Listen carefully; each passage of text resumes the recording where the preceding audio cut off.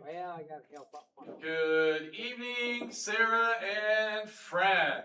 Oh, you could do that. Good evening, Sarah and friends.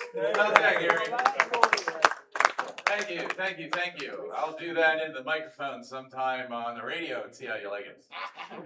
We won't. Well, welcome everybody to the July meeting. What do we got here? We got about 30 people or so. That's not too shabby. Thank you all for braving the smoke to get here and blame Canada. Hey. What's that all about, eh? All right, we are going to we're going to roll right into tonight's presentation from U.S. Army Mars, brought to us by Wayne Harris, not Wayne Morris, like I said this morning. Anybody who is listening, thank you, Wayne. Anybody here new tonight? I know Zachary. Have you been here before? No. Oh, well then. I've got one victim. Anybody else hasn't been here before? Any new folks? Ron, first time? All right. Zach, say hi, man. Hi. All right. You don't have a license yet? No? You thinking about it? All right. Good deal. All right. What's his name? Okay. You guys take care of Nathan and don't let him give you a hard time. All right. Welcome to the show, man. Thanks for coming out. Without further ado, Wayne, you're up.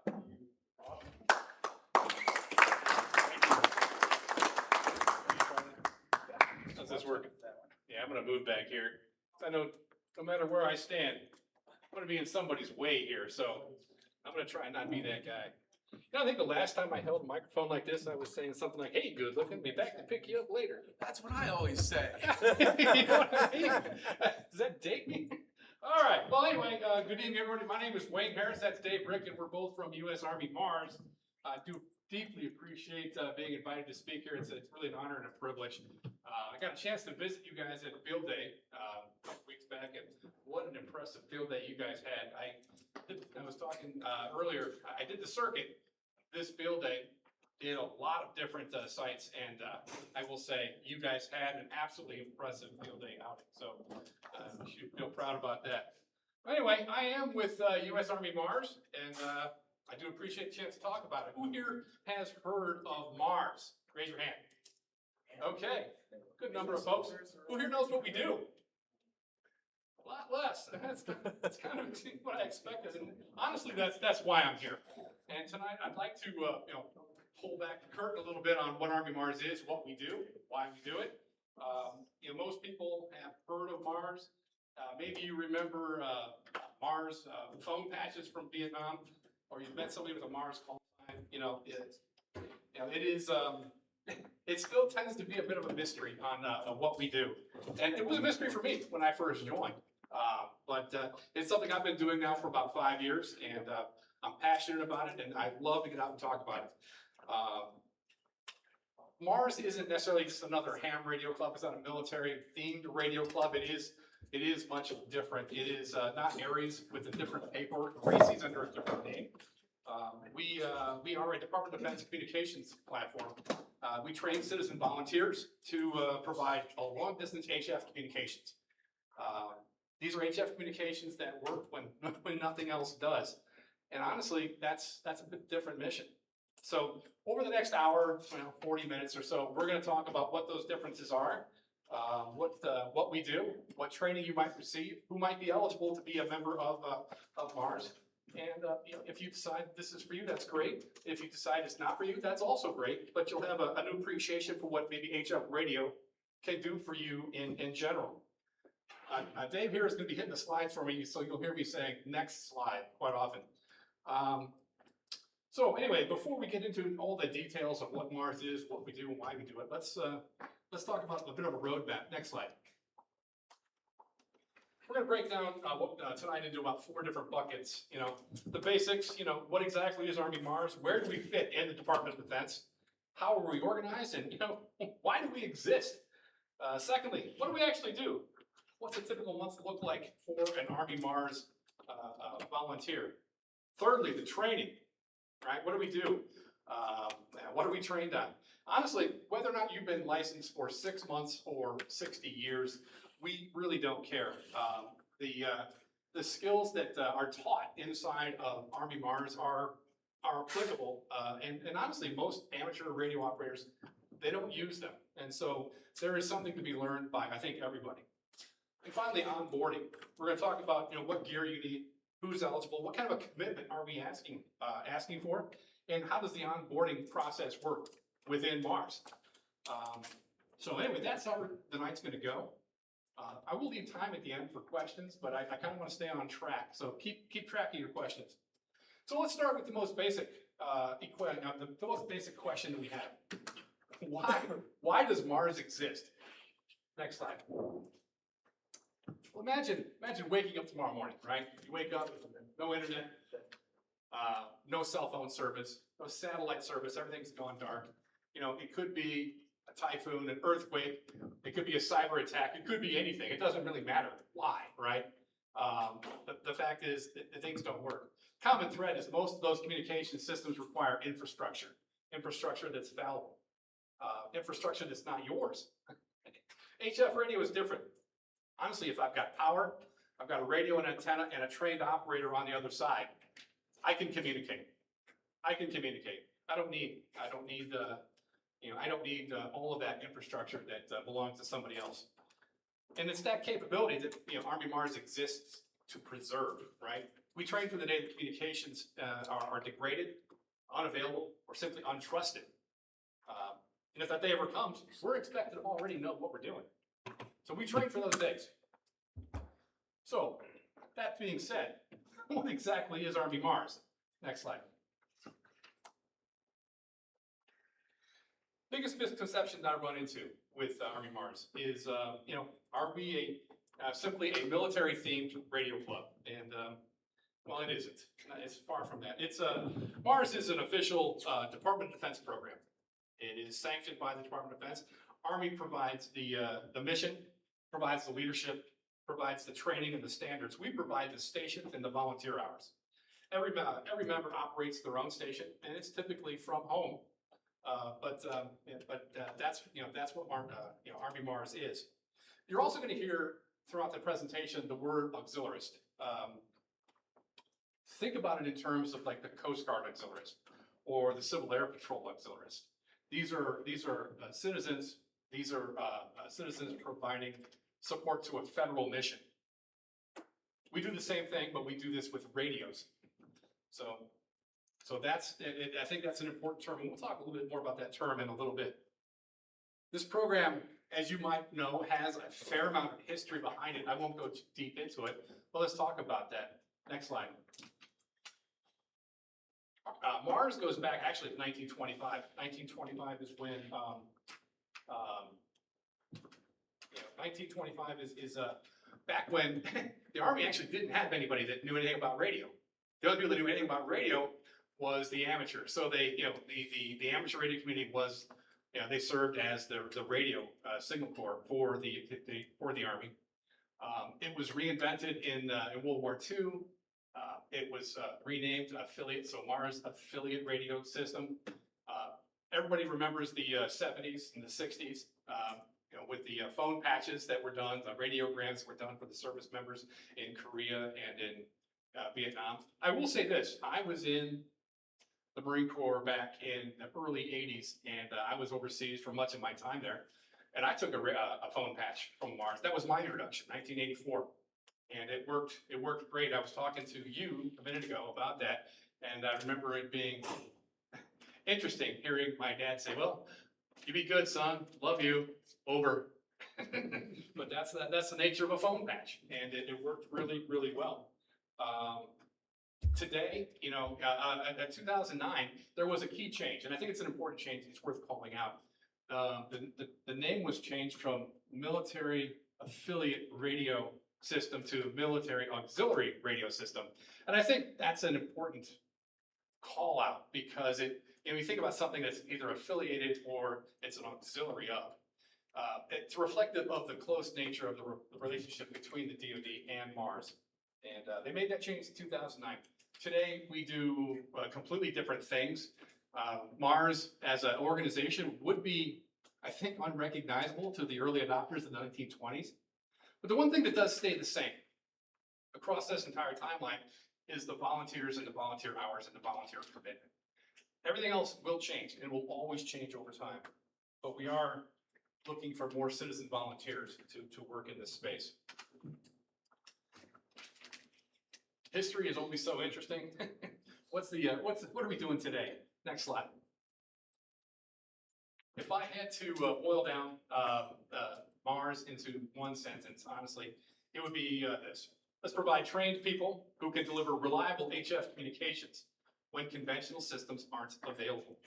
Everything really does kind of flow right from that. We support communications and exercises. We plan for contingency, and when properly authorized, we will we'll support civil authorities. We recruit, we train, and we keep our skills very sharp. And that's the one thing I really do enjoy about Mars is the training. We actually never stop training. It's one of these things that's constant, and it is part of every single net that we do. So that said, let's look at how the organization is put together and where you as a Mars operator or a potential Mars operator would fit in. Next slide. So another thing I like about Mars is that there is an actual chain of command. And it does end with the U.S. Army Cyber Command. U.S. Army Cyber Command oversees NetCom out of Fort Huachuca, Arizona. Inside of there is where Army Mars is run from. It's run by a chief of Army Mars who is a civilian. No, I'm sorry, it was. It's now an actual active duty, I think a colonel, who heads up Army Mars. And then underneath that, you have 10 regional directors. Army Mars is broken down, and so is Air Force Mars. They're broken down by region, and the regions, if you look at a map, they exactly follow a FEMA region. So FEMA has 10 regions across the U.S. You are in, by the way, region number 5. So this is region 5, Army Mars.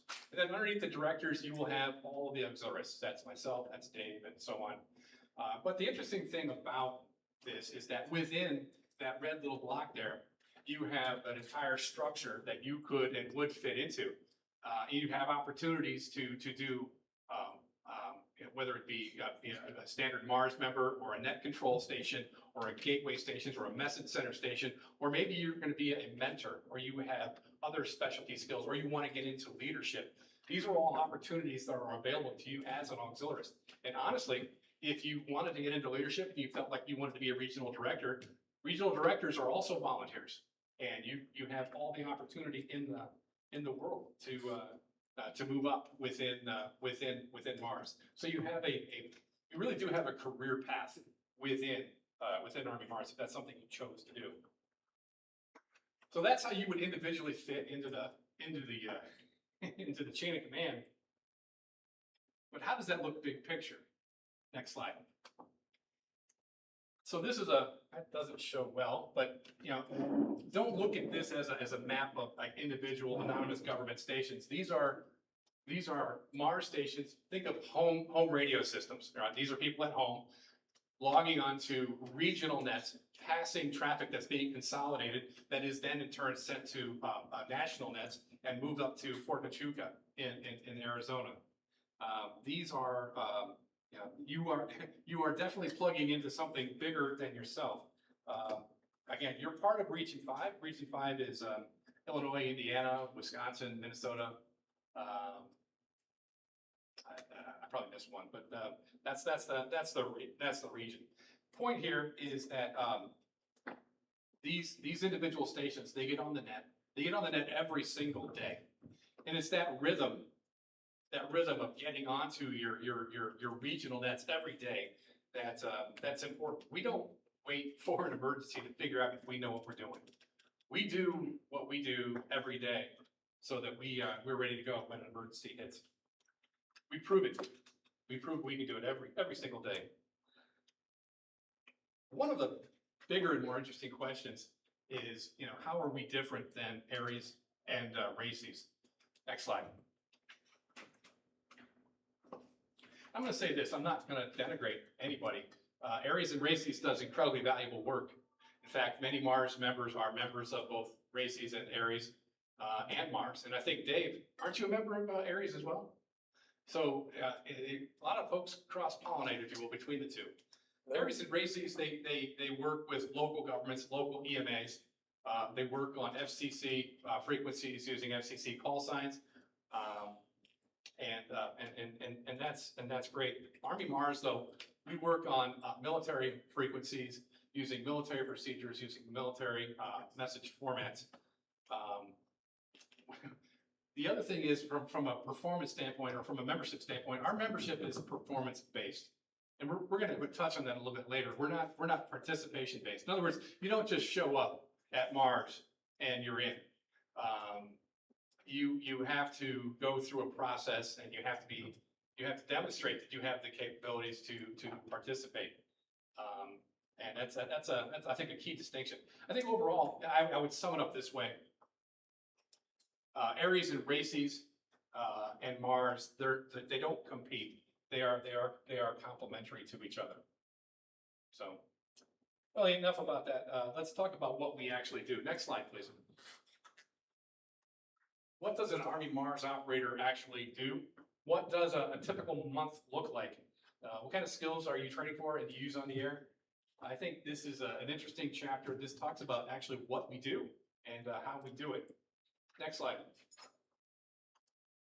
I'm going to put our activities into 5 very, very general buckets. Obviously, contingency communications, that's the core of what we do. Long distance HF communications when conventional communications are down. 2, support the Department of Defense. We do this through exercises and through communications activities. In fact, we are under a communication activity right now, and frankly, we should be home working on some of these things. We're on national exercise right this moment. Thirdly, disaster response. We do participate in disaster response when we are tasked. When we're tasked to do so, we definitely do participate. We've done that with in the past with some of the natural disasters here in the United States. 4, this is probably my favorite, is experimentation. We spend a lot of time experimenting with new antenna types, with new procedures, with new predictive capabilities for antenna and propagation. These things are always being worked on by somebody. I happen to be working on writing predictive software for propagation, kind of like a VOACAP, but for Mars. And using everything from climate data to isonosode data out of Alpina, and coming up with recommendations, if you will, based on time of day, based on time of year, based on atmospheric measurements, what the best way to get to a certain station might be. And 5th, I would say, training. Training is what we do. We do this continuously. It never stops. It is my opinion that communications is a perishable skill, right? Confidence on the air comes through repetition. It really doesn't come from reading a manual once. You've got to be out there doing it again, and doing it again, and doing it again. And eventually you're going to get to a point where you've done it so many times and you've handled so many different one-offs that, some people might say you do it till you get it right. We try and take the opposite. We do it till we can't get it wrong, right? Everything we do is second nature. You're building that, mental muscle memory, if you will, on how to do certain things. But, here's the thing. Everything depends on propagation. Everything we do depends on propagation. Next slide. I still giggle a little bit when I fire up my radio and, with 100 watts, and I'm talking to somebody on the Canary Islands, or I'm talking to somebody in Ireland. My electrons are going up there, bouncing back, and I am affecting their radio such that they can hear me. That's still, I love that. But that is a random contact, right? Where's the band and where's the propagation going to take me today? You don't know. It could be Ireland, it could be Vermont, it could be Toledo. No idea. It's wherever the propagation gods say that your signal is going to go. we don't do random contacts in Mars. Everything is, I've got to get to my guy in Madison, Wisconsin. I've got to get to him. And I got to get to him at 6 o'clock tonight. And I've got to pass some traffic. So we are forced to learn about propagation at a very intimate level. We do, within the region, as you might imagine, we do a lot of NVIS. For those that don't know what NVIS is, near vertical incident skywave. We're firing our signals straight up into the air, basically, and letting it rain down on our stations. And hopefully, if we've read the atmospheric charts right, we've picked the right frequency, and we're getting our signals through. We do have some nets, however, that are longer distance, our national nets, where I'm connecting to headquarters, maybe in Colorado or in Arizona, and it's a different antenna. It's a whole different propagation theory, and it requires a different thought. So again, we take that into account when we are getting on the net, and actually knowing which to use and making it work reliably and consistently.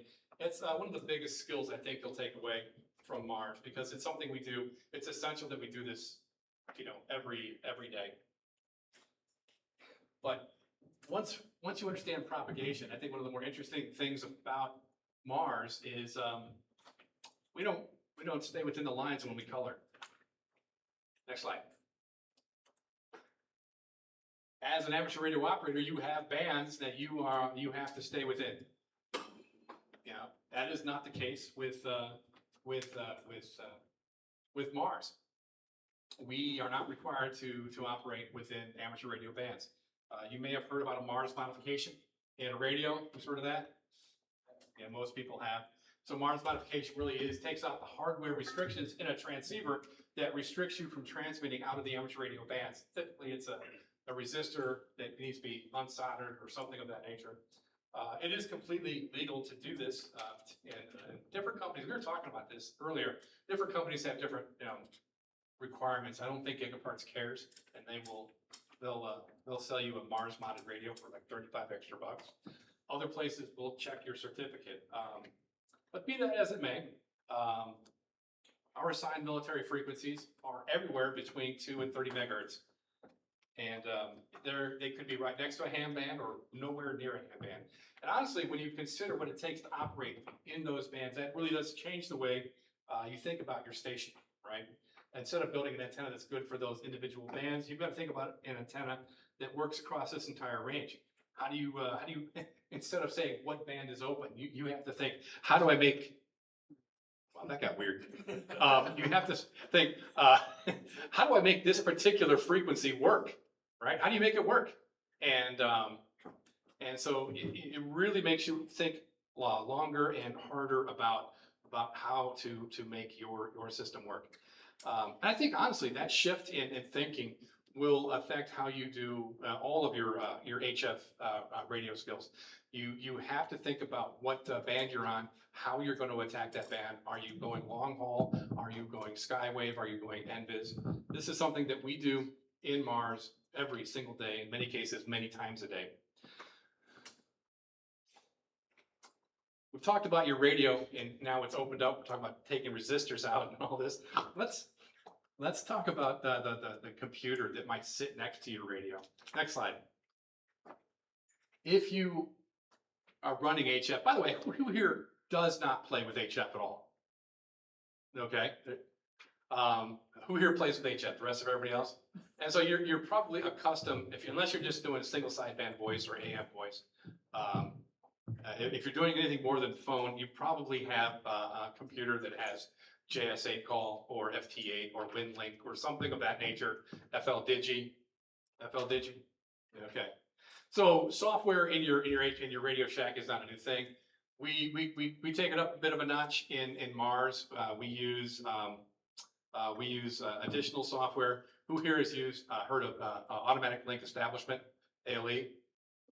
ALE is it's actually available to amateurs, and it's an interesting. It's built into some of your upper end HF radios. Codans, it's built into Barrett's. It's built into obviously it's built into all the military radios, Harris radios, and so on.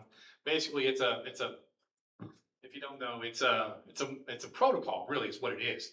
It's a computer-driven protocol that will allow, if I'm trying to call Dave, I can just say, call Dave. And since my program, my automatic link established, my ALE is configured the same way his is configured, and they're both running, my machine will reach out, transmit according to a pre-programmed list of frequencies until his answers. And when his answers says, yes, I'm here. And then when both computers agree that there is a good link on that particular frequency, it's going to call me back and say, hey, Dave's on the line. So, and that's how they do a fair amount of this in the military. They just say, hey, call headquarters, and they'll wait a few minutes, and headquarters will pick up the phone. They won't even know what frequency they're on. They just know that they pressed a button. And so we use a little bit of that. We use military software modems. And I'd say those modems are incredible. They will pull a digital signal out of static that would easily wash out WinLink or other things. It's amazing what they can do. We use military message formats, digital message formats. We use tactical mapping tools to project this information up onto a national screen so that we can get situational awareness across the country. We have our own, scientific propagation analysis tools that are written. I'm writing one myself. And so there's a lot of really interesting software that we run on a daily basis. But I don't want that to scare anybody away. I will tell you, when I walked into Mars, I knew nothing about any of that stuff. Nothing. I still don't know very much about it. But I had this great mentor that would, sat with me and taught me every bit of it, bit by bit. His name was Dave Ricken. He's one of our members, and he's one of our main mentors in Region 5. And he has trained many Mars operators. He's an awesome mentor. So I wouldn't let not knowing any of this to scare anybody away. I would say that as soon as you join, you will be elbow to elbow with a mentor, and we'll teach you every bit of it. We don't have any prerequisites that you know this. The only prerequisite that we maintain is that you have an innate sense of curiosity to figure it out. That's it. So what does an average month look like to a normal Mars member? We don't, as a Mars member, sit around and wait for a disaster to occur. It's actually pretty opposite of that. We spend our on-air time training. We check into regional voice and regional data networks. These are, by the way, mixed mode nets. We have digital and voice on the same net at the same time. We pass formal message traffic. We rotate through net control. We have folks that are message center stations, data center stations. We have mentors that will train new folks. We have regional exercises. We have national exercises. We're under a national exercise right now. If you average it out, the ask here is about 6 hours a month, 18 hours a quarter, 72 hours a year. That averages out to about 90 minutes a week, which if you're running an HF station, that probably is something you're already doing. The difference now is that 90 minutes is spent building something with real operational capability. So anyway, training, it keeps us ready. But ready for what? What actually is our mission? Next slide. Our mission is broader than you might imagine. We support DoD communication exercises, military training events. And then we talk a little bit about the military training events.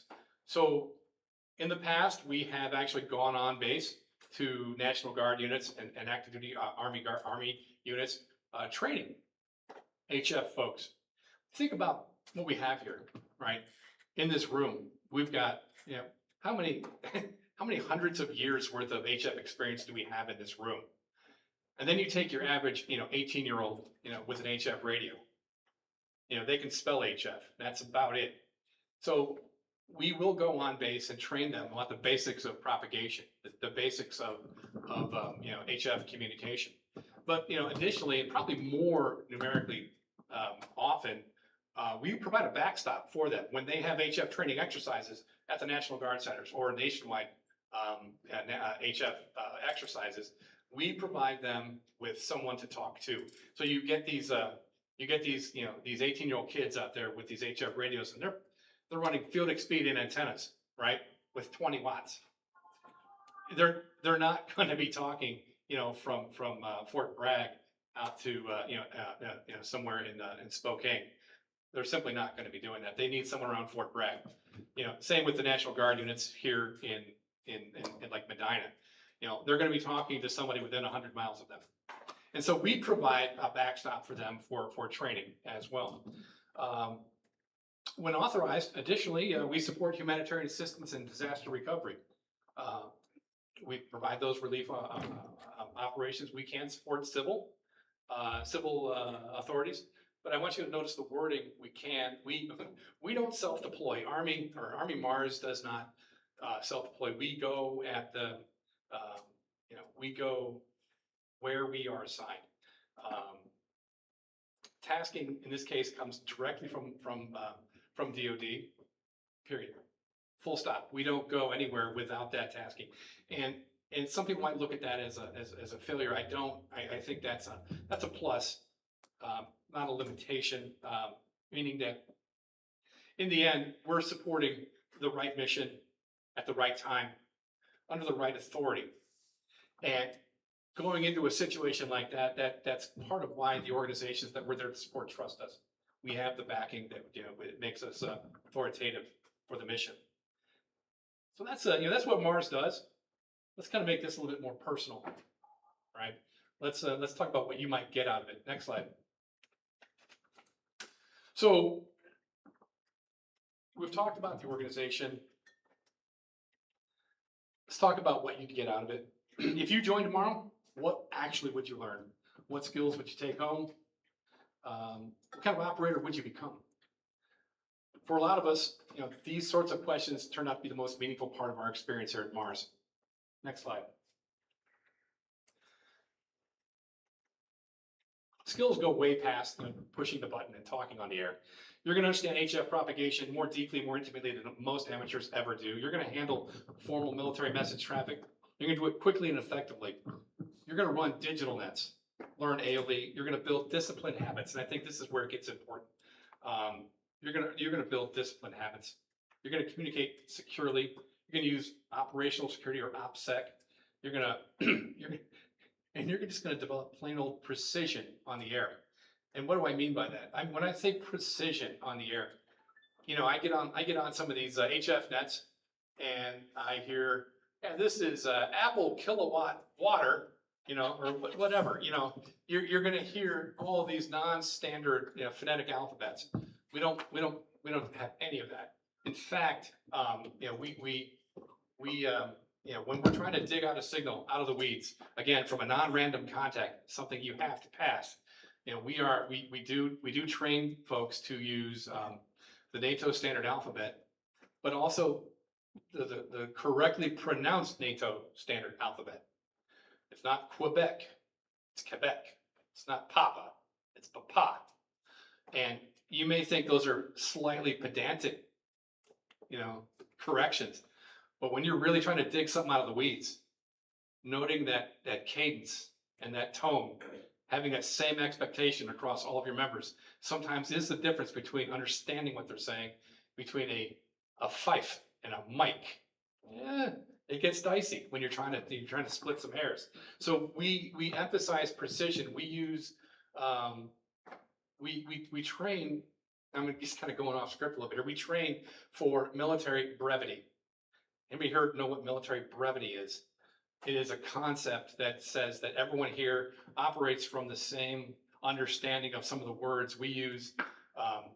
We call procedural words or pro words that have very specific meanings, so that we're saying the exact same things. Everyone knows what everyone is saying under the shortest amount of words necessary. And we do this not to sound cool. We don't do this to be exclusionary to folks that might be listening. We do this so that we get the most concise understanding of what we're trying to say across in the shortest amount of time, taking advantage of when signal might be good versus when it's bad. So we emphasize precision, heavily in Mars. One of my favorite aspects of skills that people will learn is we demand that everybody take a turn at being a net control. We do this because at any given time, net control might go away. Their station might go off the air for any one of a number of reasons. Honestly, who here has ever been net control? Not every hand has gone up. Net control is interesting because you have to perform, and nothing builds confidence like being a net control station. I guess in general, the most important skill you're going to take away is you're going to plan, right? You're going to plan your communications instead of simply reacting to conditions. And honestly, that's going to improve everything you do in your shack, whether it's DX, public service, MCOM. Preparedness is the key. So anyway, how do you get there? Let's kind of walk through the training path. Next slide. So you have a path, right? One of the questions I hear a lot is, how long does it take for me to become a member? Well, that's a pretty easy question. The honest answer is you're a member the day that you're accepted. But you're going to earn the title of auxiliarist only after demonstrated performance. You're going to start as a member candidate. You're going to be paired with someone like Dave Ricken here, and you're going to go through what it calls being skill level 1. And again, this is not classroom-based, checking a box. I read the chapter. You are going to have to develop the skills and actually perform the skills on the air. And once you proven that that's something that you can do, then you're going to get you're going to get a thumbs up, thumbs down, if you will, from Dave and his organization, and then and really only then you're going to be allowed into Mars. But you get accepted in pretty quick. But I think you have 6 months to get through skill level 1. That's the actual time frame. Now that said, this slide I wrote specifically to show you that just because you're an auxiliarist, you've made it into Mars, the learning doesn't really stop. It never actually stops. There's 2 more. As you go deeper into various pieces of software, whether leadership or capabilities, you have more to do. You will always have more to do. So let's talk a little bit about what's in skill level 1. Next slide. Here's what your first, several months are going to be consisting of. You're going to get familiar with Mars regulations, procedures. You're going to install the software suite, learn to load encryption keys because, yes, you are allowed to use encryption, and you will use it a lot. We don't yet use voice encryption, but that is something that they're playing with. Again, we're experimenting. You're going to send and receive formal military messages, and eventually you're going to take your own turn as net control. And the thing is, it's a lot, right? Nobody expects you to know this overnight. You're not going to be left out into the wind doing it yourself. We are a team, and we are training. We all want you to be successful. And I will say this, as a new person taking their first turn, you will be encouraged, and everyone is there to support you. It's a real team, and we are as invested as you are in your success. So don't let that scare you away. No one expects you to master it overnight. But what I appreciate about this is it does build confidence. The more you do it, the more confident you are that you can do it. By the end of skill level 1, you're not going to be wondering if you can because you've already done it. And that's one of the key differences with Mars. You actually have to perform before you can join the Mars team. But, again, once you get the basics down, it doesn't stop. That's kind of where the fun begins, as far as I'm concerned. Next slide, please. Levels 2 and 3, you're going to get really deep into things like 2G ALE, WinTAC. Who's heard of WinTAC? WinTAC is not exclusively a Mars product. It is a government product, and other government agencies use it. I think FEMA uses it, SHARES uses it, other organizations use it. We use it as well for geographical situational awareness. It is interesting. But as you progress down your Mars career, you're going to find that there are things that you're going to love and things that maybe you don't love, and you're free to pursue them. You're absolutely free to pursue them, and it might be being that antenna guy, right? That you help the region out. It might be that you decide that you want to be a member, right? And we have a new guy he's went through your mentorship a year ago. He's now mentoring other folks, and I tell you what, that is fantastic. Watching others grow in their career to the point where they're now training the next generation. Leadership roles are always available. I'm the Region 5 Operations Officer. I report to the Executive Officer, who reports to the Regional Director. Those roles, my role will come up, be open here. Everyone takes like a turn, every, I don't know, 3, 4, 5 years. So these are roles that are always available opportunistically. So anyway, there's always opportunities for you within Mars from a career standpoint. It's really up to you on how much you want to do and how much you don't want to do. Short version is there's always a challenge, always.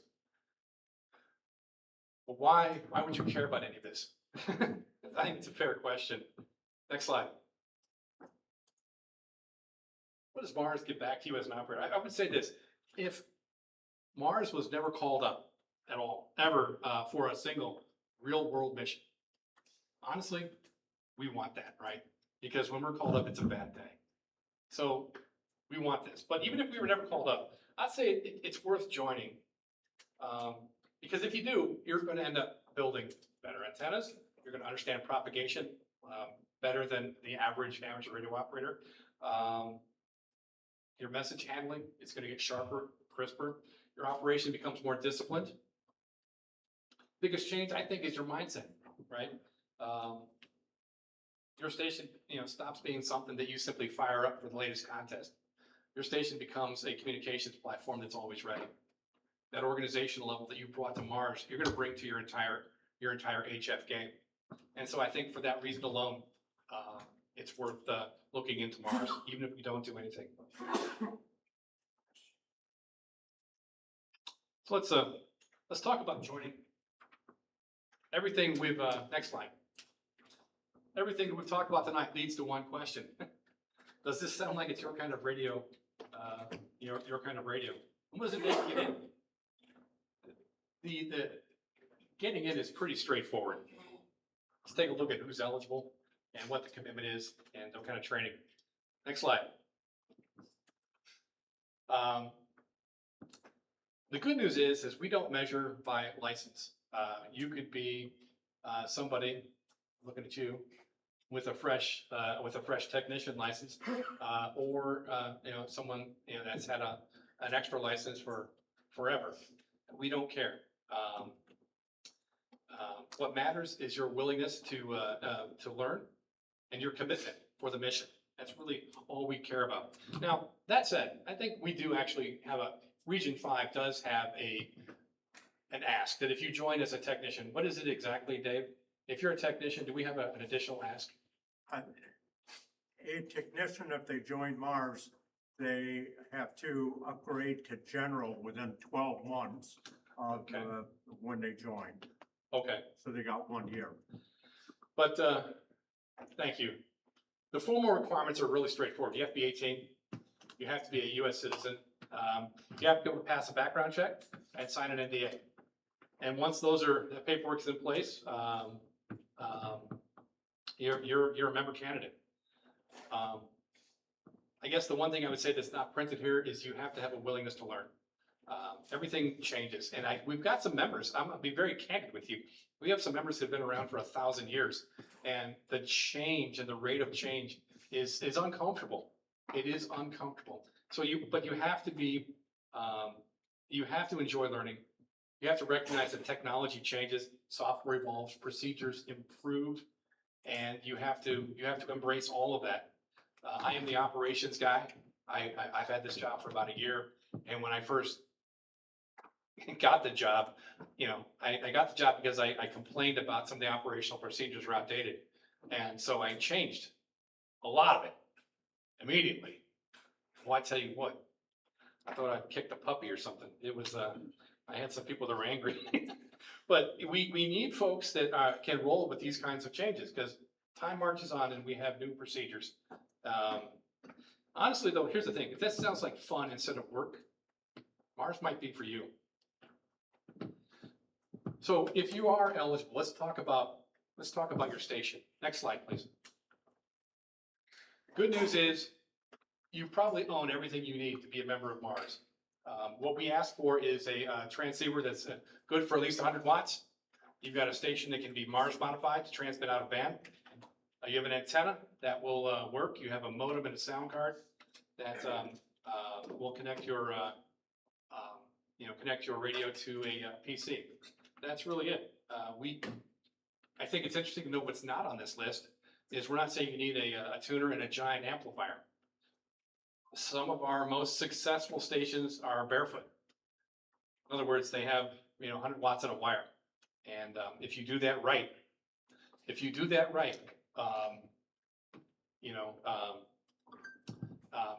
don't need a giant amplifier. One of the things you've heard me say is that we need members that are committed. We need members that are reliable. And we also need members that can be heard. And I know that some people have that's an issue. They can't be heard. And Dave, I don't know. I know you've had more experience with this than I have on stations that might have restrictions or problems. Can you talk a little bit about some of the stations that you might have problems with? And one of the things, when you join, we vet all new applicants to get an idea of what your station is made up with and what kind of antenna you have. If somebody is living in an HOA, sometimes they're sneaking an antenna up in a very stealthy way. And that is sometimes a compromised antenna, and it doesn't get out far very good. And it may work all right on low power bands like FT8 and so forth to get a signal out. But within the 6 states of FEMA Region 5, you're about 600 miles, give or take, from the far northeastern Ohio to up to northern Minnesota. And a compromised antenna sometimes on a voice circuit may not even get halfway there, 300 miles or less than that. So that's one of the things we ask, what type of antenna do you have? Sometimes people may have a vertical antenna, and that doesn't get out very well in the region as well. But each station is different, your location, that all matters, and we discuss that as part of the vetting. But ideally, if you have a wire antenna, minimum maybe 6 feet in length, or the terminated photodipoles, the 2 or 3 wire, those are ideal, and they can get out within our 6-state region and beyond quite well with a 100-watt radio.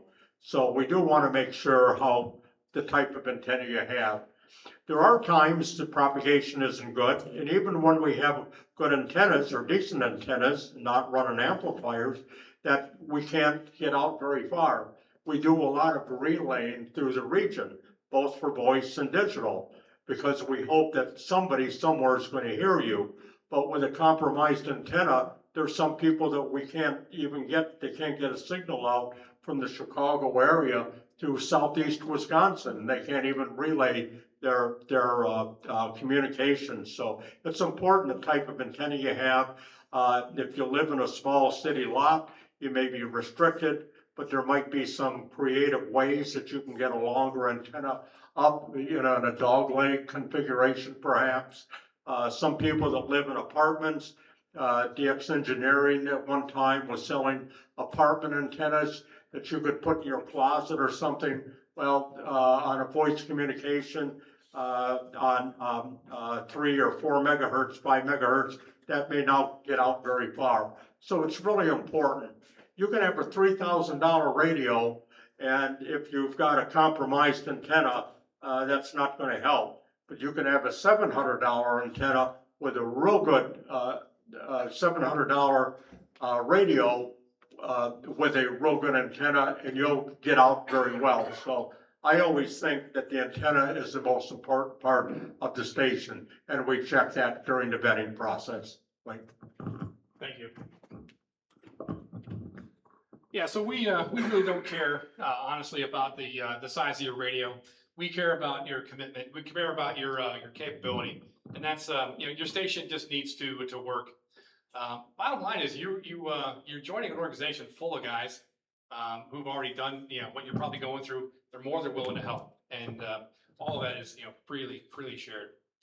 So the gear gets you in the door. Commitment is what keeps the network ready. Next slide. I'm going to be as transparent as I can be on this, right? Mars is not a drop-in organization. You're not connecting. You're not going to check in the network and say, "Hey, this is November Charlie 8 Foxtrot. I'll be in and out." No, we don't do in and out. You're participating for the net. The mission actually depends on people who stay current. The numbers that we require are 6 on-air hours per month, 18 per quarter, 72 per year, and at least 1 national exercise. You break that down, that's 90 minutes a week. That's probably less than most people spend anyway. But I'm gonna again go off script here just a little bit to share. These numbers here are the bare minimums. These are the things that keep you from getting fired. This is like your D-, if you understand what I'm saying. If you do less than this, you can have your authorization revoked. Most successful Mars operators do significantly more than this. 6 on-air hours a month is very, very low. I would argue that the people that are doing these kinds of hours are our least successful Mars operators. They never know what's happening. They don't know what the next exercise. They're not copying the traffic they need to copy. They're technically doing what they need to do to stay within Mars, but these are the bare minimums. There are at least four national exercises a year. We're having one right now. You have to be a part of one of them. But here's the thing. These minimum, at some point you had to put down minimum standards like anything else. These aren't pure bureaucracy, right? They're not busy work. Repetition is the key. Readiness is only achieved if you practice, and you don't practice unless you get the hours in. You just got to put the hours in. That's the bottom line. So those are the national numbers. Here's what Region 5 is going to expect. Next slide, please. We are, again, next slide, please. We are looking for, we're not looking to just boost raw numbers, right? We don't need, we're looking for teammates, right? We're looking for teammates that are dependable. Complete your training, show up for the voice and digital nets, handle traffic accurately, keep your station mission capable. As you gain experience, take your turn at net control or the message center stations. Eventually start mentoring other folks that are coming up behind you. I break things down into 3 phrases. Be present, be capable, be reliable. If every member in Mars lives those 3 phrases, the entire network gets stronger. So if you join tonight, what happens next? Next slide. Joining is a kind of a personal process. You're going to visit the Army Mars website. Somebody from Region 5 will eventually call you. It might be Dave. And we're going to talk about your station. We're going to talk about any questions you might have. We're going to make sure that the program is actually something that might fit you. You're going to submit your paperwork, but once you get your background check and your NDA, you're welcome aboard as a member candidate. You're paired up with a mentor, again, probably Dave. From that day forward, your learning doesn't stop, and it hasn't stopped for me, not at all. You're going to be part of a nationwide communications network. All right, before I wrap this up, let me be honest about something. Next slide.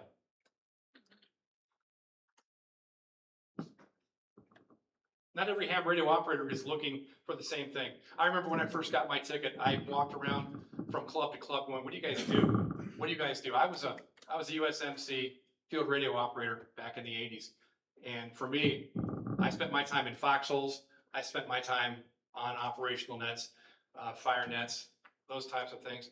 I needed task and purpose. I needed something. I can't just check into a net to check into a net. This is, NC8F, I'll be in and out. That doesn't hold any appeal for me. So I need task and purpose. But if you want a kind of a casual radio experience with zero expectations, no obligations, Mars probably isn't the fit for you. If you like task and purpose, it probably is. If you like looking through, working through these technical challenges, antenna challenges, propagation challenges, experimentation, digital modes, learning new things, you can find deep reward in Mars. And that's what I do. I find a lot of reward in doing my best to fulfill the mission.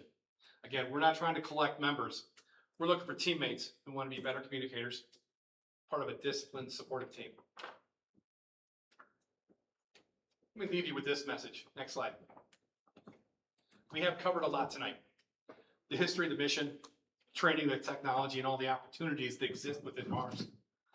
If you remember one thing, I would say this: HF radio still matters.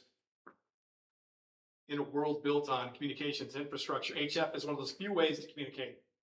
That infrastructure is not needed.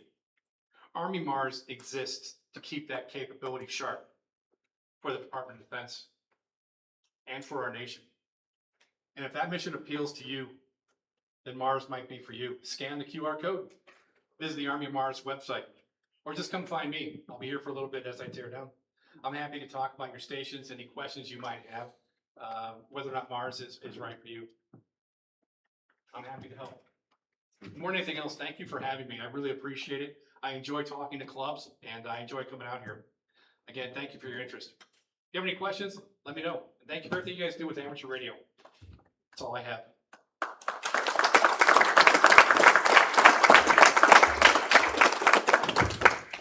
Do any of you have any questions for Wayne right now, or Dave? Wayne, question over there. Yeah, there's different branches of Mars. There's Navy Mars, there's Army Mars, I don't know if there's any others, but how do you guys work together? It's a great question. There at one point was U.S. Army Mars, Air Force Mars, Navy Mars, and Marine Corps Mars. I'm Marine Corps through and through. But that went by the wayside, I think in 2015 or 2016. U.S. Navy Mars and subsequently Marine Mars went away. And all we're left with at this point is Army Mars and Air Force Mars. They still find value. They are our customer, if you will. And we still provide services for them, contingent HF communication. If the question is how well do we work together, we work extremely well together. In fact, we have within the region, we have daily nets in the morning and in the evening. And the Air Force has theirs, the Army has theirs, and we commingle within the nets. I'll check into Air Force nets, and I'll have Air Force guys check into my nets. I'll pass their traffic, they pass my traffic. We work extremely closely together. In fact, their leadership and our leadership, I have my counterpart. I'm an operations officer. I work daily with the Air Force operations officer. He's we call it the fifth wing. We have regions, they call them wings. There's fourth wing, fifth wing, sixth wing. I work with the fifth wing operations officer probably on a daily basis to coordinate operational activities. So there's deep coordination between the two. And the software pieces that you guys use are the same? They are not the same. They are completely different. Without revealing too much of an OPSEC standpoint, they're different software stacks with commingling capabilities. Good question, so. I have another question though. Keep going. If you sign up, what does the training piece look like? Well, I mean, I can give a quick overview, but here's Dave actually does our training. But what you're going to get is you are going to get a training schedule, and there are certain activities that you have to become proficient at, and it's going to start everywhere from reading some of our regulations and being tested on our regulations to getting your computer set up to run the software, getting your radio modified to transmit out of band. But you will go from essentially knowing nothing at the beginning of that training to being able to participate on a voice and digital net. You'll probably participate on the net in a voice standpoint prior to having digital capability. And the point of that is to become more familiar with, voice procedures, voice HF procedures. So we spent a lot of time talking about, some of the HF procedures. How do we check in? What our call signs are. How do you call another station? What pro words do we use? If you're familiar with ACP 125 Golf, this is the Army standard by which we derive our pro words. So we teach them on, proper phrasing for what to say, how to say, the alphabet, for example, phonetically, according to a standard. We don't allow kilowatt, Apple, whatever. We How don't. about peace on earth? Purity of essence. So I hope that answered your questions. Yeah, and I have one more, if you don't mind. I'm just curious, can a technician class operator as a Mars member, operate HF on top of the Mars frequency? Absolutely. Okay. Absolutely. That's an incentive for techs to. A technician can operate on really any authorized Mars frequency and can use an amplifier and use encryption. But they have to get their general within a year, right? That is a Region 5 standard. Okay. That is a Region 5 standard. We do like to see you get your general. There is, I will say this, back there on the bar, there is a handout from me that has this QR code. Feel free to take some, and there's also more stickers back there because, everybody needs stickers. Everyone loves stickers. Everyone loves stickers. How many operators are in, say, 100-mile radius of right about here? That's a sensitive question. It's I mean, are we talking 25, 200? Yes. It's top secret. It's top secret. I It's not know. top secret, but it does actually speak to operational security, right? These are things you'll know more about once you join. Things like what frequencies do we actually use? I'm sure that there's people in this room that has heard Mars on the air. Who's heard Mars? Who's overheard us? I know they're out there. Okay. Yep. It's not super secret. We can be found, but we don't advertise. We don't advertise who we are. You notice I haven't told you my call sign. Although somebody did send me a Facebook post. And it was a recording from a website, HFnet. I forget what it was, but it was basically people that just like stake out portions of the spectrum. And they sent me this link, and I'm like, I don't know what this link is. And I played it, and it was me. I was net control. Somebody found me, recorded me, and put me on the internet. And you've been out there too. I found your name out there. So you would hear my call sign, and I'm like, oh my Lord. So people do listen, but it's not something we advertise. So from an operational standpoint, I'm going to decline. But you said 25, 250. I'm going to say yes. Good answer. Yes, sir. Do you use your call sign or do you get a different? You get a Mars call sign. You actually get a Mars call sign. And we don't like to commingle those two. I'm November Charlie 8 Foxtrot, but we don't like to mingle those two things. So, any other questions? Anything? I'm happy to answer. Excellent. Well, thank you again for having me. I do appreciate it. And if you're interested, by all means, hit the QR code. There's some pamphlets back there, and give us a call. We'll be happy to have you. Thank you. Very good. Thank you very much. All right, everyone, don't run away just yet. I need you for a few minutes. I know some of you are going to take off. Oh, you. Thank you, sir. Wait, do we tear down, or Let me grab a few things. What's that? want me to wait, or you want me to tear down? I'm going to be done here in about 3 minutes. Okay, I'll wait. And then anybody wants to get to you, they can get to you too. If I can find the right. There we go. All right. Oh, you all know where you are. So, Gary, thank you for this slide. I love it. This is one of yours, Gary. So I wanted to make a few announcements before anybody leaves, because I know some of you take off right after the presentation. So I wanted to talk about a few things. One, there was a sighting of WB8 BMW at Field Day out in the wild. And I decided to put that picture up there for those of you who don't know him or haven't met him, it's fun. He's sitting there with AB8AB. Some of you talked to Joe in the morning. Just had to put that up there. Just had to start with Jim's photo. It was great seeing him out in the world. So, field day t-shirts, if you ordered them, they're still here. There's 4 people that still haven't picked them up, and there's still, what, 1 left for sale? One left for sale. All right, there you go. But fine business. You could sell a pen. 50/50 raffle tickets. See Phil tonight. How are we doing tonight, Phil? Did you get a count? $75. That won't pay for the hall. No. Oh, well, that's all right. August 15th, we got a lighthouse event coming up. Josh is going to talk about that a little later on with more specifics. August 20th will be our next meeting.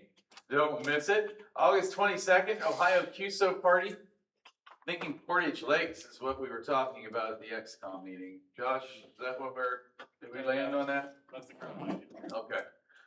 September 13th is when we're gonna have our club picnic right here out in the pavilion. It's a potluck, so start thinking about yummy stuff to bring. As of yesterday, I confirmed October 3rd, we get K3LR and DX Engineering tour. Haven't got a time yet. When I've got it, we'll get it out there and see who wants to go. Who's interested in going to K3LR tour and everything? Show of hands.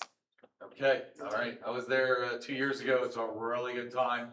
And we'll get the specifics on that, but I did talk to Terry. She's got to get with Tim Duffy and tighten down the time. Army Mars presentation. We just had a fine presentation. Thank you very much, gentlemen. Really do appreciate it. And we did new members and visitors. Is that? All right. There he is, live at field day. What a handsome guy. Yeah. All right. Oh, look, my timer started already. Oh. All right, guys, take a break.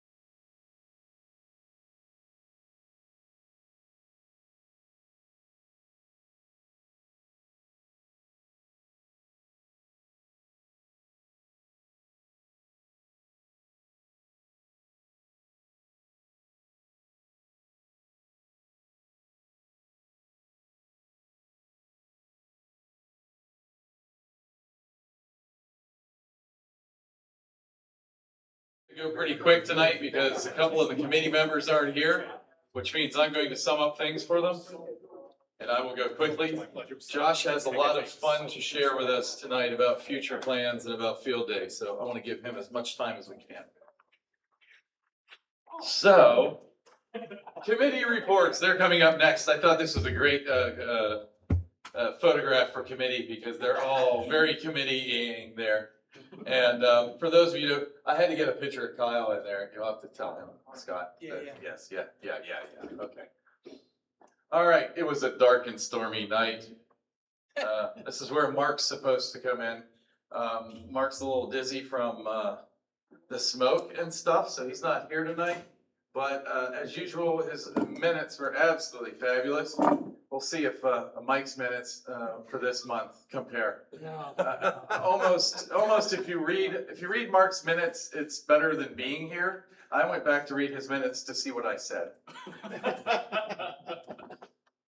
And let's wish Mark well tonight. And if you haven't checked out his minutes, if you haven't opened them, please do and look through them because he does put some work into them and he puts a little flair into it. But let's do treasury, money, dollars. Mike, come on up. Tell us about what's going on. And I don't have a funny photograph of you. I'm working on one. Oh, I have a few. Yeah, you do. Okay, well, it's about the same as it always is. Now, as of recently, we have had a lot of expenses that are related to field days, which we always do. That's normally our single most costly event.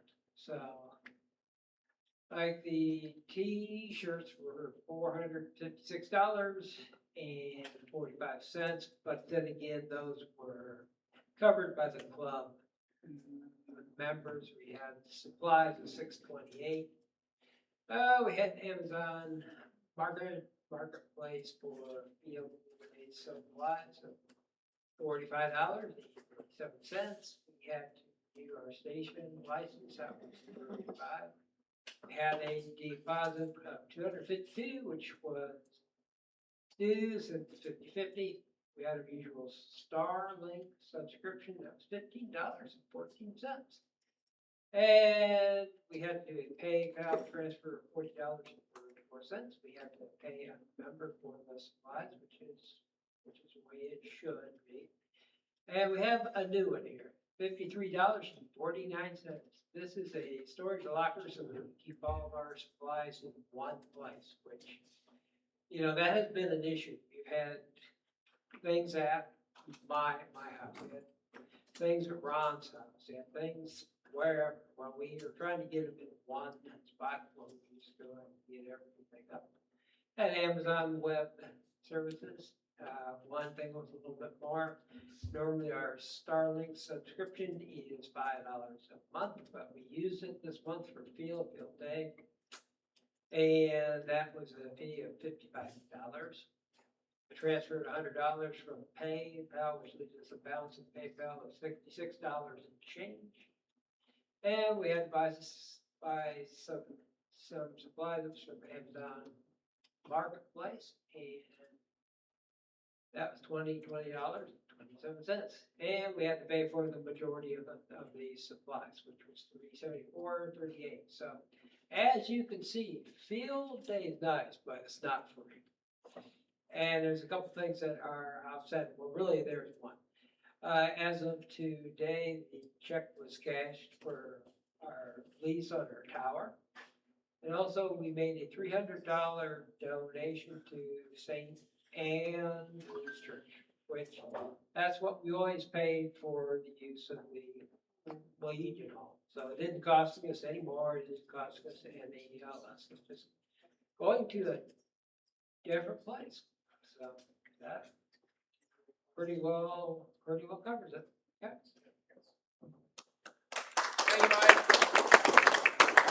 Oh, I did forget one thing. There's always the monthly fee that the treasurer starts, or that the treasurer collects to support this. You always have to have that.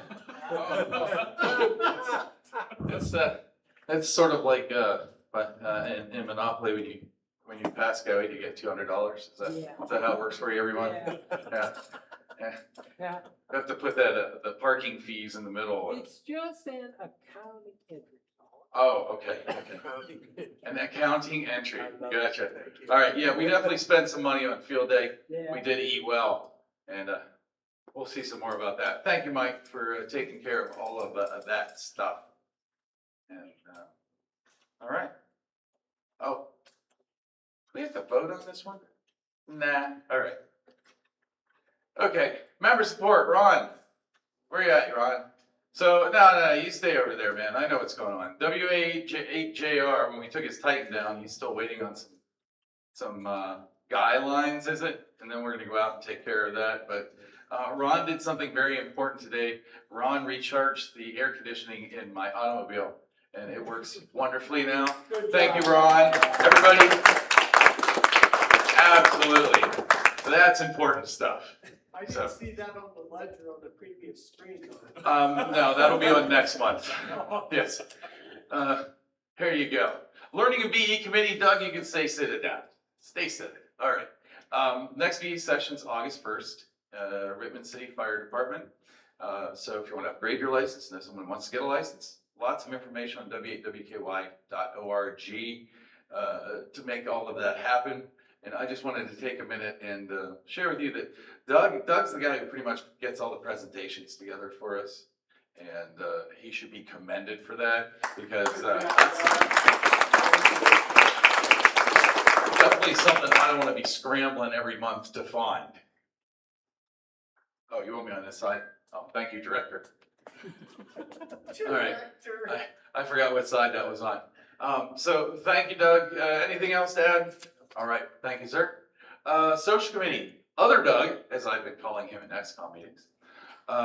He is in Michigan taking care of some stuff, cabin, water damage, something like that. So let's just say field day food was fabulous. The social committee did a great job of putting stuff together. Anybody, if you see or hear Ida and you had any of the scones, please tell her that you love them. She's been asking about them, and she looks about as happy as I do most of the time. Since she's not here, I'll poke fun at her.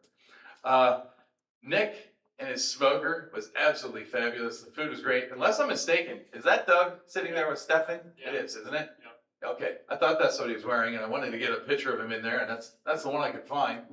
And there's Phil supervising the food line. Good job, Phil.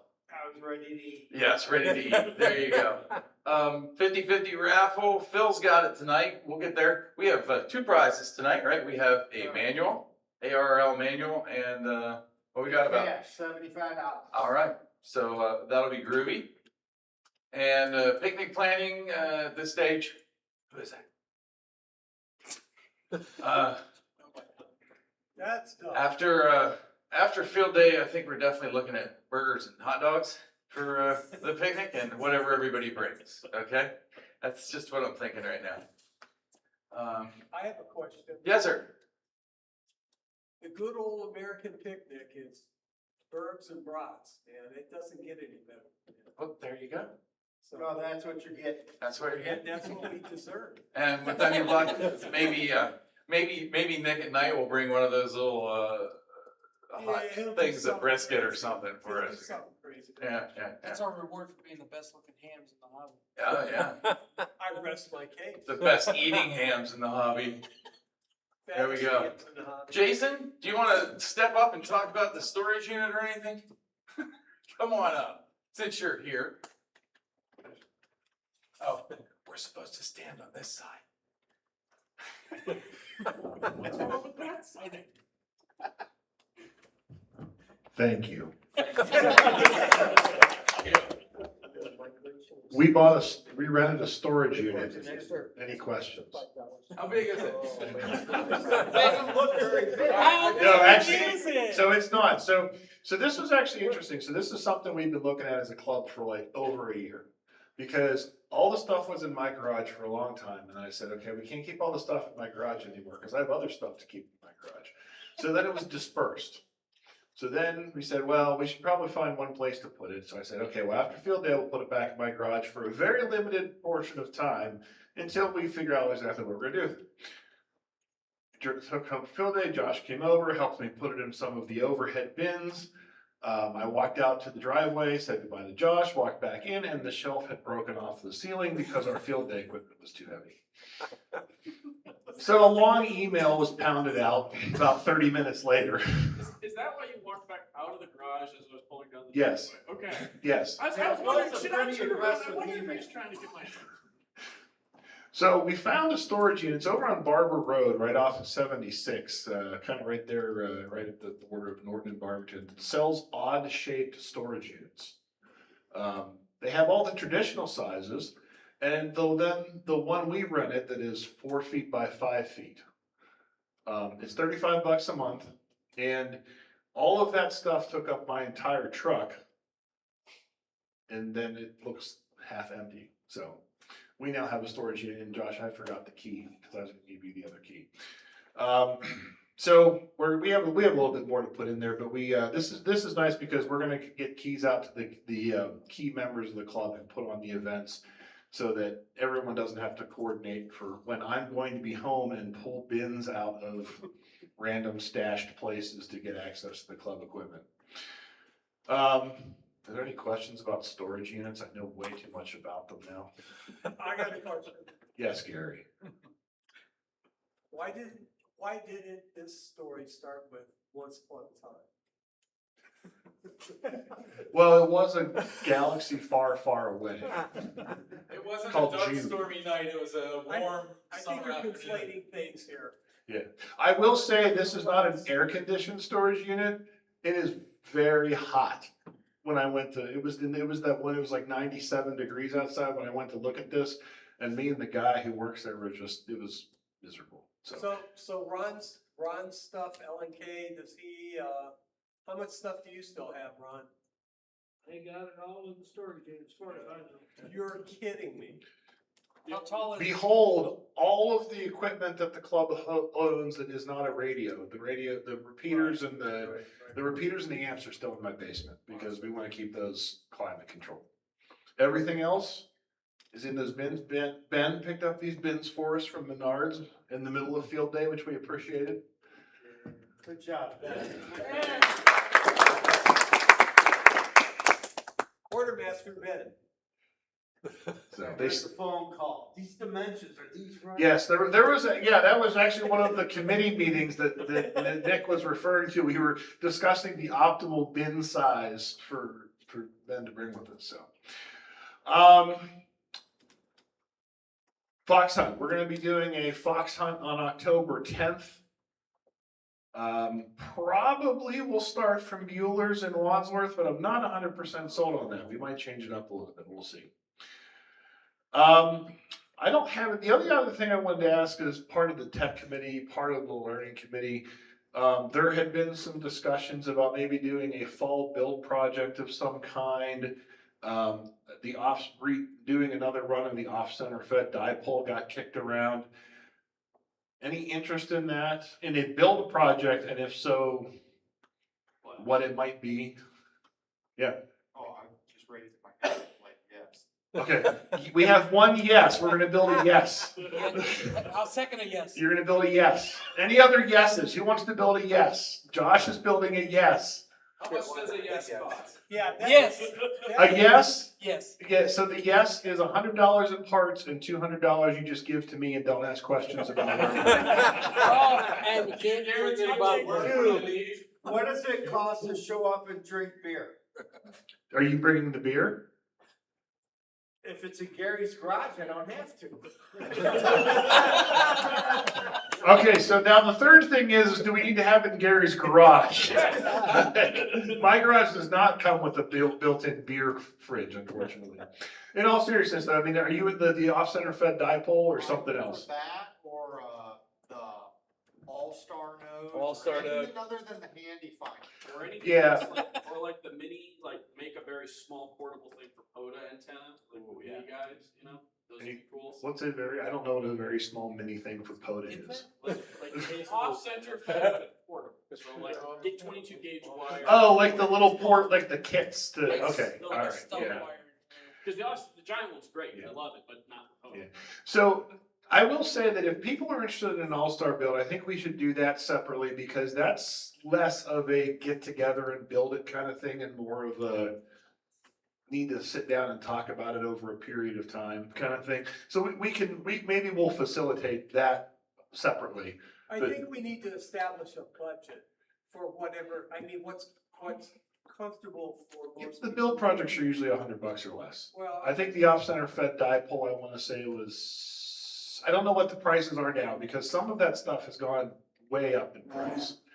The handy finder was 80, and I think that was more expensive than what the off-center fed dipole was, if I remember correctly. I wanna say the off-center fed dipole was 60, or 55, or 6, I'd have to go back and look. Something like that. It would be a cost-effective project. An all-star node is also, can get spendy pretty quick. But, you know, this would be like an antenna of some kind, something on the cost-effective, yeah. Balance and ullens? Yeah, well, so the off-center fed build is winding a dual core 4-to-1 balun. That's the bulk of the build in that case. I would be willing to build $100 yes. Okay, so $100 or yeah, so a $100 or less yes will be constructed. All right. Can I transmit on it? Yes. Yeah. You can tune anything. Anything can be an antenna. So, all right. Well, it sounds like maybe there's some interest then in redoing the off-center fed dipole, or maybe a lightweight end fed halfway. We'll look at a couple of things.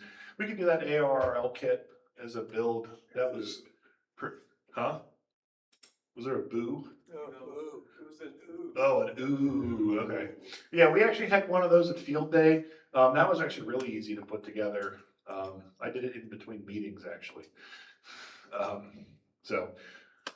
Yeah, okay. So we'll probably do something maybe either September, October, or it might bleed into like January. We might have a fall I build volunteer to work project. with you on a project. All right, thank you, Gary. Me too. Harry and Mark online say yes.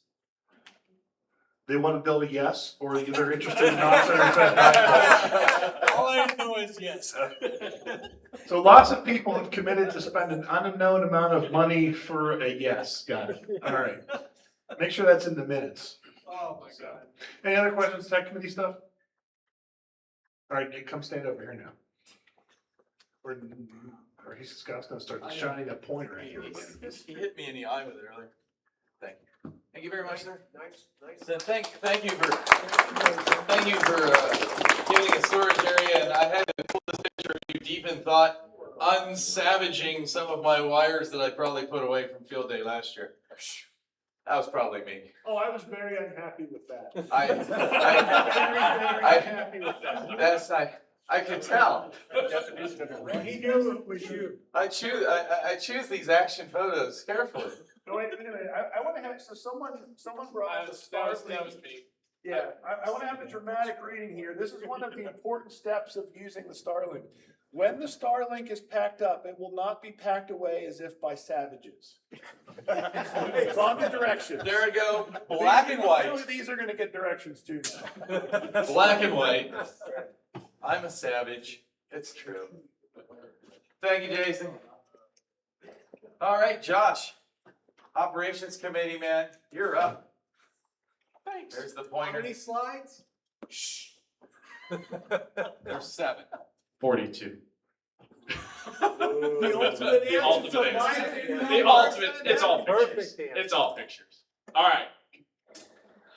Well, we'll start by talking about field day, and then talking about upcoming events, the Lighthouse event, and the Ohio QSO party. And wrap up, we have a member highlight. Somebody did something really cool that was in the club. So, field day. Thank you for everybody who came out and participated. This was some of the antenna stuff. This was Lane's mast. Let's see that he had up the tri-bander up top.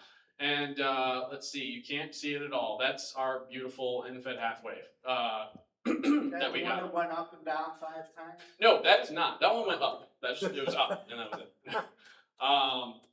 Couldn't get it out of the tree. This one, that's the fan dipole, the 80-40-20. That's the one that went up and down a bunch of times. So we need a winch next year. Nick already showed that one. That's us diagnosing one of the fan dipoles. And that's Ken trying to understand what's going on with this SWR on one of the fan dipoles. The 10-meter station was really cool. Ken brought his go boxes, the Aries go boxes, which was neat. This was the 20-meter station running Firefly and going out to one of the fans. You could see Jason's really awesome map that he created there to go with Firefly, so we could track what states we talked to as we went. Joe stopped by and did some CW along with Javen. That was pretty cool. Joe was there in the evening, then stopped by later on Sunday. And just a lot of activity going on. Uncle Fred, you got on the air. What'd you think? Well, yeah, it was all right. It was all right. What's such a stink about it last meeting? It's all right. It's all right. It's fine. Whatever. All right. Well, Did you have some fun? The most interesting thing is, I talked to a station outside of Paris. Okay, there you go. I don't know how many points that was worth, but. Probably one, but it's still. At least they could hear me. There you go. That's awesome. Oh, let's see. Adam there working, what is that? 40 meters, us burning the midnight oil over there. That's actually the picture. Well, we'll talk about that later. But yeah, Doug on the radio with Stefan and Marianne on the 20-meter station. She was on the 20-meter station for a while, and yeah, so it was a cool. This was the new location at the pavilion. We had all the stations kind of together in a little U pattern there. 15-meter station, 20-meter digital, 10-meter.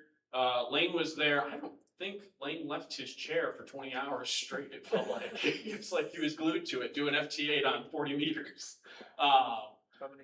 So actually, that potty break was tough. Yeah, we had to tell him, Lane, you have to go. It was like take a break. Actually, Lane's Lane brought his his IC 7610 out and brought battery power for it. And it wasn't just like a battery. It wasn't just two batteries. It was a pallet. It was a pallet of batteries.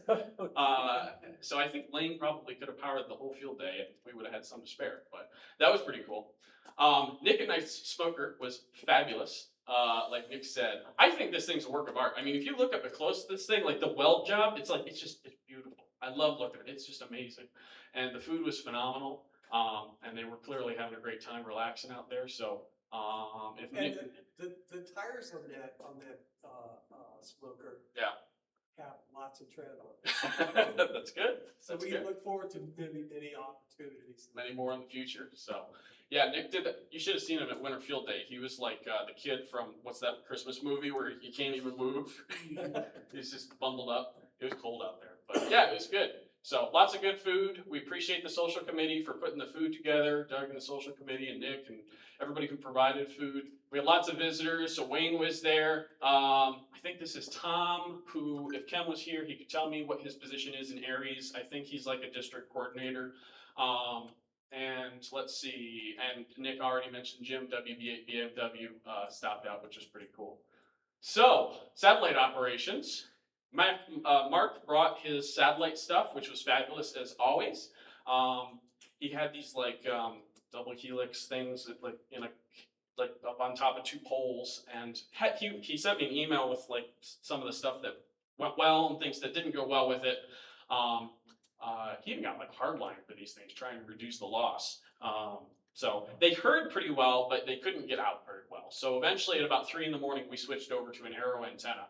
And we were able to get into the ISS. So Chris, you were the man on the phone so we could see where the ISS was. Mark was standing there aiming, and I was on the radio sitting there trying to get in frantically. So we ended up making 2 satellite contacts. Teamwork makes the dream work. Absolutely. Absolutely. So much easier than one person sitting there trying to fiddle and do everything, mess with the Doppler shift and aim the antenna and all this other. It's 3 people. It's so much easier. So thank you for the help. That was great. We actually had, oh goodness, I can't remember his name. I think his name is also Mark. Like a year ago, he joined the Sarah Discord, and he and our Mark would talk about satellites all the time. He's originally from Canada, this Mark is. And so Mark was sitting there talking with him at Field Day, and he didn't know that this was the guy from the Discord server. So all of a sudden it kind of clicked. He's like, "Are you?" And he's like, "Yeah."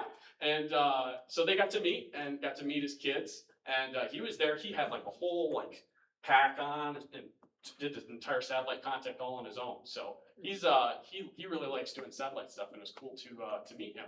Mark was a little tired the next day, but all right. So that's a lot of the photographs. Got those out of the way. One of the cool things was that Harry, who's online watching, hi Harry, helped us out with was he helped get us into the Medina Gazette. And so we were front page, actually. We're at the bottom of the front page. So that was really neat. So I sent that out in an email a little after field day, so you can see the full article if you want in your email. It's a little PDF of the first page there, and then the second page. And then also, Bob Moorhead, K-A-L-Y-J, right? Got us into the Barberton Gazette and Norton News. So he wrote another article this year like he did last year. And so we appreciate him doing that as well. So we got into 2 newspapers, which was really, really cool.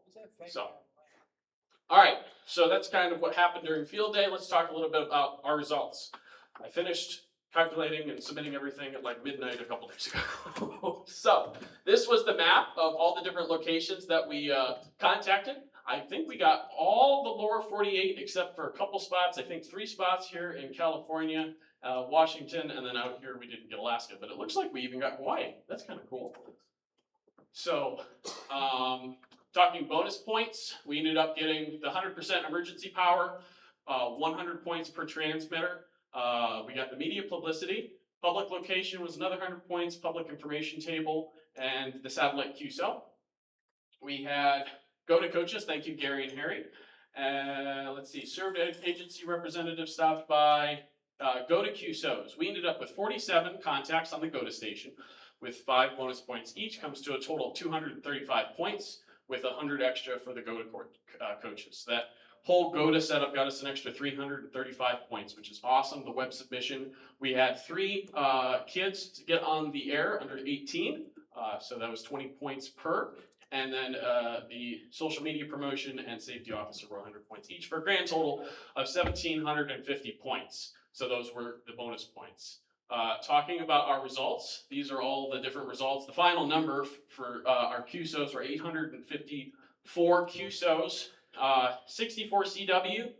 We had 257 data contacts, which was pretty cool, and then 533 phone. And again, something interesting to note if you look at those totals, these are the totals per band.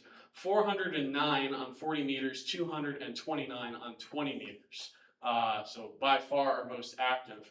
And it's interesting that the 40 meter is almost double because that was the one band where we were able to run 2 transmitters at a time. So we were able to do that on 20. We had some interference problems with the 20 meter stations, and we're only able to do really the voice 20 meter station. But that was kind of neat that we were able to run 40. There was a point as we got to Sunday morning though, where all of a sudden they just started interfering with each other and we couldn't do 2 at a time. So that was strange. Something to learn from. So last year, we scored 3,284 points and ran a 7 alpha. And so this year with our total QSO points of 1,175 times our power multiplier of 2 plus all the bonus points, we ended up with 4,095 points. So that is an 811 point increase from last year, 811 point increase. So very nice work for everybody who came out. And talk about top operator contacts, who got the most QSOs. I thought this was cool. Lane, KD8JJF, you were at the top with 215 QSOs. So congratulations, Lane, for being the top contributor. Second in line is Jason, NADI, with 140. So let's give Jason a round of applause for 140 QSOs. Andy, KC8YFO, who couldn't make it tonight, he got 102. So congratulations to him. And finally, Scott, KD8RWX with 93. Congratulations. Couple interesting facts that one of them I alluded to already. Nearly 48% of all QSOs were on 40 meters, so about half. 75% of all contacts were on 20 and 15. We had a total of 20 operators stop by. 20 and 40. What's that? 20 and 40. 20 and 40, sorry. Did I say 20 and 80 or something? Sorry. 20 and 40, 75%. All right. We had 20 operators stop by. That's quite a lot. And a couple, I think we had 6 folks at the GOTA station total. Yeah, Godo was busy. Right. So, I mean, that's, what is that, a quarter of our operators were GOTA, so, no, an eighth, never mind. But that's still really cool. So it was awesome. And the other thing that was really cool that I was hoping was gonna happen, because the week before, there was 6-meter band openings, but we had a 6-meter band opening. So we were able to make 33 contacts on digital on 6 meters. So I've never seen a 6-meter band opening before, so that was really cool. I enjoyed getting to see that. And it was just exciting. I enjoyed seeing that. So just wanted to say thank you to everybody who made Field Day possible. Give yourselves a big round of applause for making it happen. It was a lot of work. There were like 20 people involved in making it happen. So thank you to all of you, and appreciate all the effort. So, any questions on Field Day before we go to the upcoming events? But it wasn't a contest. It wasn't a contest. All right. As long as we're clear. So just so we're all clear. How many sleeps the next field day? 340? Too many. 340. Any other questions? All right. Upcoming events. Lighthouse is on the air is Saturday, August 15th, so about a month away. Ohio QSO Party is the weekend after that. K3LR Tour, like Nick said, will be on the 3rd of October, and then Fox Hunt on the 10th. And then I've already been talking with the Canton Club guys a little bit about Winter Field Day, so we're going to go ahead and do another combined event with them, is the plan. And we're looking for a location, and we have a pretty good idea where we'll be, so we'll try to get that nailed down. So, Lighthouses, that's coming up. So we went out there, Lane, no, you didn't make it, but Benny and me and Harry and Dave went out there. We got to see the lighthouse. I think what we're going to be able to do, they said we should be able to use this mast to lift up our antenna. So that should be a really easy setup, which will be awesome. But we'll go out there and activate on the for Lighthouses on the air. It's going to be some beautiful views. And like I was telling Dave, we could take a second team and we could do the hike out to, there's a lighthouse, you can't really see it out here, but we have permission to go out there and set up a second antenna just outside the perimeter of that lighthouse. So if we get enough interest, then we can go do that as well, which will be really cool. Beautiful views, looking for good weather, and it's just a great little spot. So time, still a little TBD, but I think it's going to be like a 9 a.m. to 5 type of a deal. So we have a special event call sign, Whiskey 8 Lima for Lighthouse.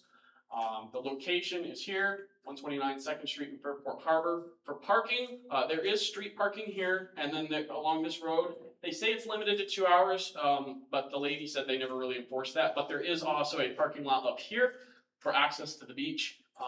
And I believe that's $3 when I was looking online, as well as there's parking in town.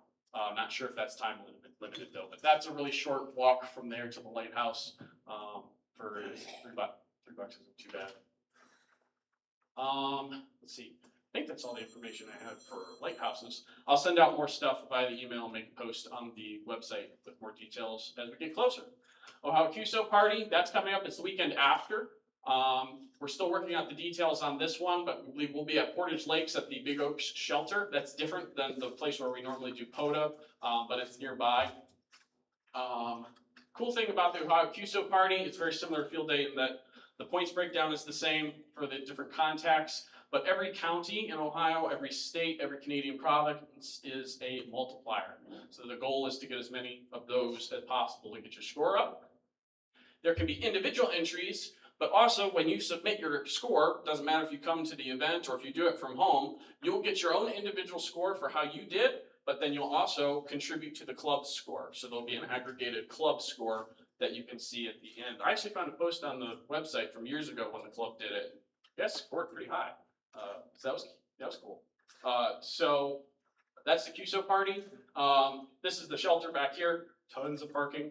Lots more parking than even over at where we normally do POTA at Portage Lakes at the Walker Pavilion. And there's pit toilets as well. So Anything else? Any questions on QSO party? Gary?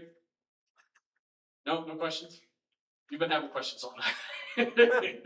So, all right. It's the verbosity in me. Okay. This last thing, I wanted to highlight Andy, KC8YFO, who wasn't able to make it today. He actually recently, the beginning of the week, was in the Azores Islands for work. That's off the coast of Portugal.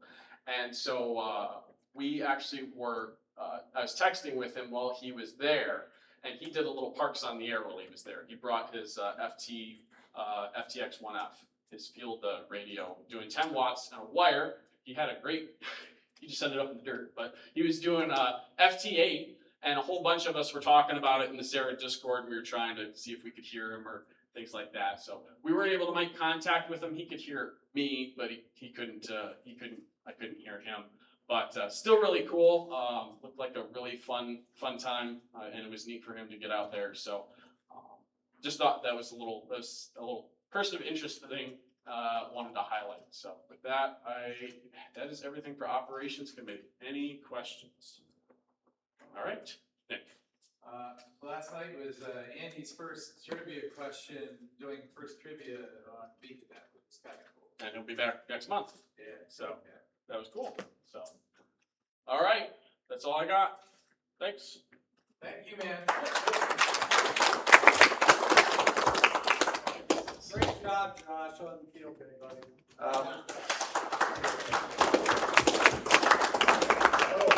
Thanks to Harry for hooking us up with that location. That was a great upgrade. The location is awesome. Thanks to Harry. Josh put a whole lot of work into this.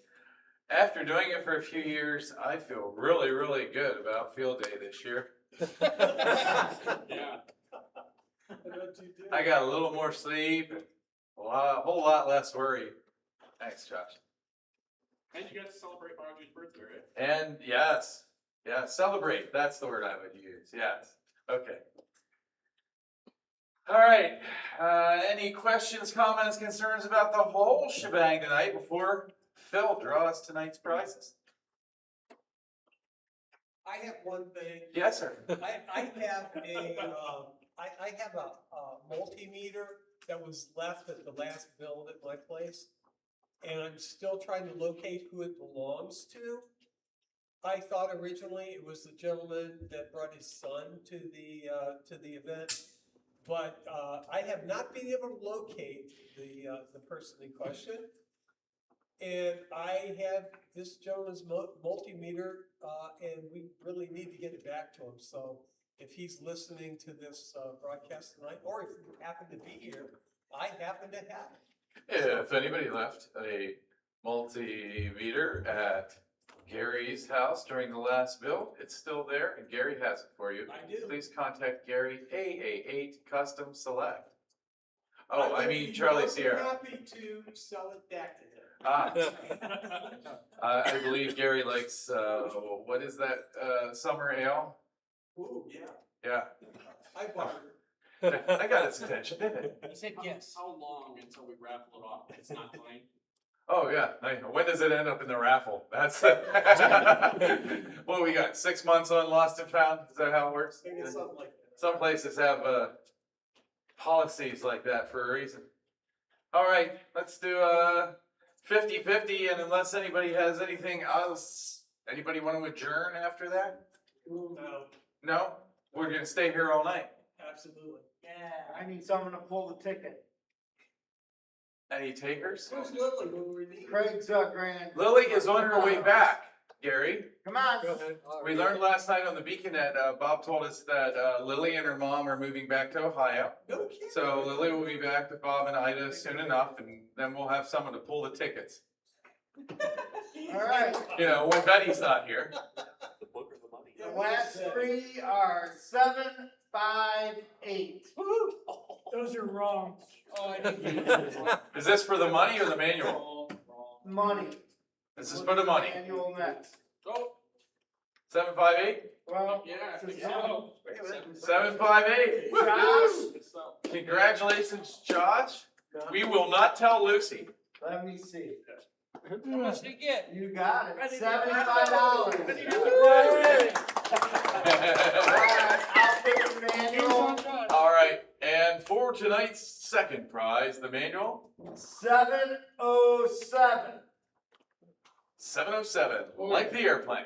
Yeah, all right. There you go. All right, Jim, you won a couple of weeks ago, didn't you? Yeah, I've been Or a couple of months ago? Oh, I was gonna say, if you win the bit before, you're good. Okay. All right. Very well. Fine business. Thank you, Phil. Congratulations, Jim. Congratulations, Josh. Everyone will be back here, when is it? August 20th is our next membership meeting. Hope to see a bunch of you there. Motion to adjourn. Motion to adjourn? Second. Yes. Mike, you got all that? All right. Thank you all very, very much. We'll see you next time. 73, I will see you on the radio. You will see us on the radio.